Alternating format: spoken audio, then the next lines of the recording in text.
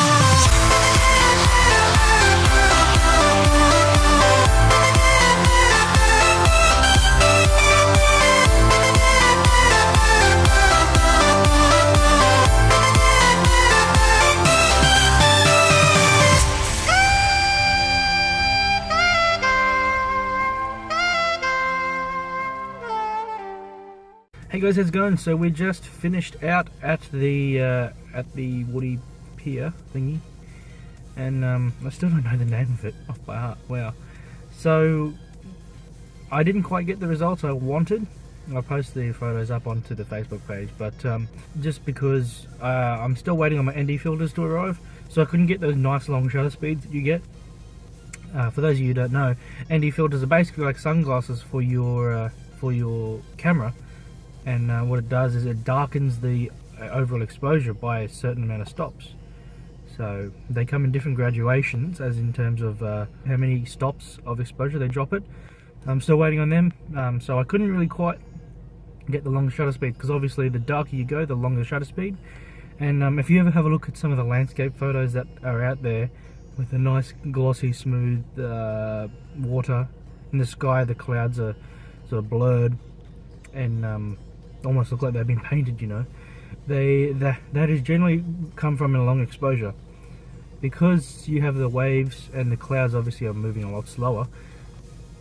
Using a longer shutter speed means that the motion of the waves is faster, so it becomes a nice gloss smooth look, and the clouds, because they're moving a little bit slower, they've still got the blurred look, but there's still a little bit of definition to them.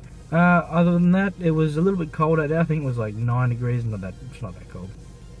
But it was a couple of good shots I think I got out there. We'll have to have a look when we get on the computer. It's really hard to look on that screen. You're like, yeah, it looks good, but then you get on the computer, it's like, oh, that's out of focus, this is bad, this is bad.